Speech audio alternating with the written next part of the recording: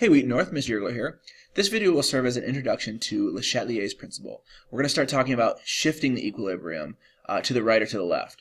I want to start by talking about Q and kind of relate Le Chatelier's principle in terms of Q to kind of help us kind of wrap our heads around this a little bit. Let's look at an example. So when you blow carbon dioxide through a straw into water, it actually forms an equilibrium with carbonic acid, which also has an equilibrium with the bicarbonate ion.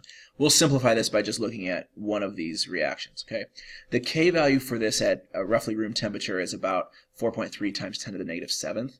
Again, to simplify it, let's pretend that the K is actually just 0.5. This will make things a little bit more simple. So let's say we have these initial conditions where we have all carbonic acid. Okay, so we're going to start with all reactant. How does K and Q relate to each other at this point? We can actually calculate Q. Let's assume that each particle represents 1 molarity or something like that, and so we'll count them up. And if you have 10 unreacted reactant particles and no products, then your Q is essentially going to be 0, right? And initially, often Q is 0 because you have no products. And obviously that's less than our K.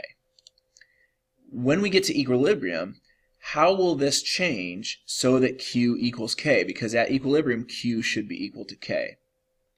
If you want to challenge yourself, go ahead and pause the video and figure out how many of these are going to turn into products in order to make Q equal to K.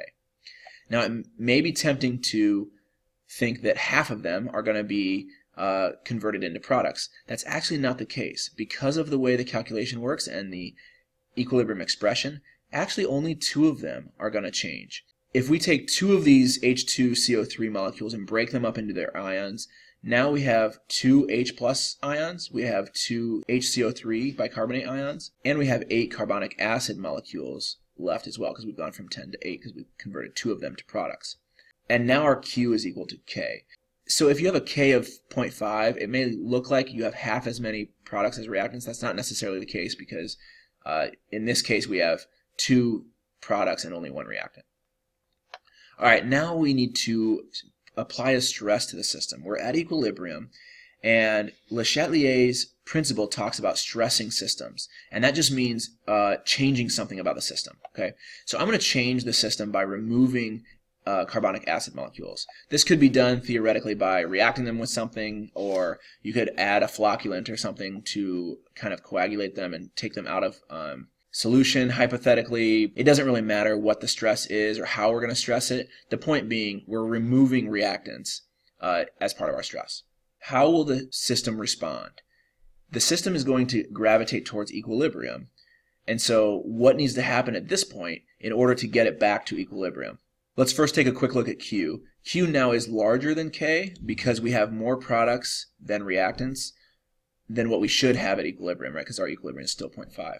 So once we stress it and it reaches its own new equilibrium, now one of these product pairs is going to form carbonic acid, and now you're back to Q equals K, where you have a 0.5 relationship.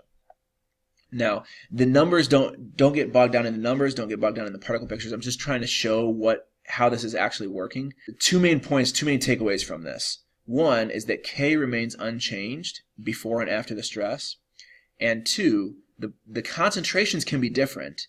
After the stress, the concentrations are pretty much always going to be different in some way, but the K remains the same. Okay, so different concentrations, but the same K value, which is essentially the same ratio of products to reactants, but just at different concentrations. All right, so Le Chatelier's principle is officially, when a stress is applied to a system, the equilibrium shifts to reduce that stress. And that kind of seems esoteric, so I like to use examples. Let's go back to our carbonic acid example. Remember that the shift reestablishes equilibrium, a new equilibrium, but at the same K value, right, but different concentrations. The brackets refer to concentration. So to shift right, looking at this example, to shift right would mean to increase the amount of products, right? We could increase the amount of products by adding more reactant, or you could remove more product. And by removing more product, the system reduces that stress, kind of makes up for that loss by shifting to the right to produce the products that you have removed, to kind of like replenish them. To shift left, you could do the opposite, right? You could add products, or you could remove reactants. Changes in pressure apply only to situations where we have gases. All right, so let's take a look at this example. Here we have no gas on the reactant side, but we have 7 moles of gas on the product side, right? Imagine this reaction happening in a container where you compress it and you increase the pressure. The system will relieve that stress. So it's going to shift in a direction to relieve the stress being the application of pressure to the system. So which side of the reaction has less pressure?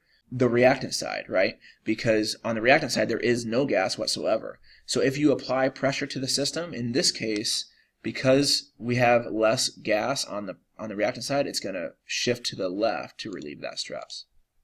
What about the addition of carbon monoxide? Think of it this way. We're adding a product, right? What's going to temporarily increase, the rate of the backwards reaction or the rate of the forwards reaction? The rate of the backwards reaction should increase because now all of a sudden we have more product to turn into reactant, right? Our concentration has gone up, and so it's going to shift left. What if we add or remove one of the reactants?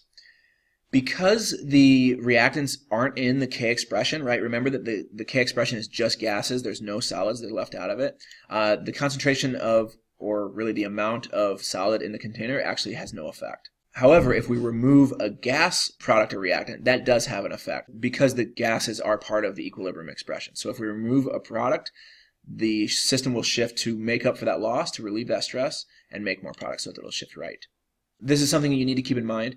The catalysts have no effect on the K, on the equilibrium itself, but it would, because it speeds up the reaction, it would help you reach equilibrium faster. So you would reach equilibrium really quickly, but once you're at equilibrium, the presence of the catalyst has no effect. Temperature, though, does have an effect. Equilibrium is temperature dependent. So if you change temperature, you're changing the K. Okay, and it helps a lot to think of heat as a product or a reactant. So let's first look at exothermic reactions. In exothermic reactions, you're decreasing the amount of energy overall, you're releasing energy, and so it's appropriate to think of heat as a product of the reaction, right? Because heat is given off as a course of the reaction. If heat is a product and you apply heat to the system, what you're really applying, what you're increasing is kind of like a product, right? You're increasing the products. If you increase the products, you're going to shift back to the reactant side.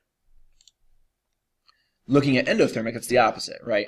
Heat is absorbed kind of as a reactant because we need heat to carry out the reaction, and so we can think of it as a reactant. So if you apply heat to the system, if you heat it up, now you're kind of increasing the amount of reactants, so it's going to shift to make more product. Again, think of it in terms of rates.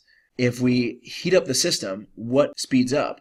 The rate of the forward reaction or the rate of the backwards reaction? Well, the rate of the backwards reaction actually releases heat, right? To go backwards from products to reactants would be exothermic.